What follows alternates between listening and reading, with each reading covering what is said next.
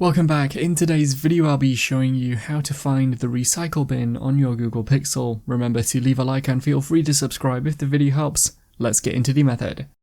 To find the recycle bin, swipe up first in the middle of the home screen to view the apps page, and then tap into the search bar at the top.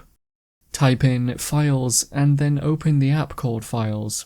Within this app, tap on the three lines icon in the top left corner and then choose Bin or Trash from the list. You'll now be within the recycle bin and you can view recently deleted files here. If you're looking for photos, then you need to find the recycle bin within the Photos app. Tap on the Collections button at the bottom, then tap on Bin or Trash, which is near the top of this page. That's how to find the recycle bin on your Google Pixel.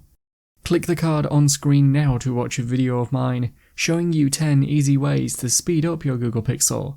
If you have any questions, then let me know in the comments below, and if you did find today's video helpful, remember to leave a like and feel free to subscribe for more tips in the future.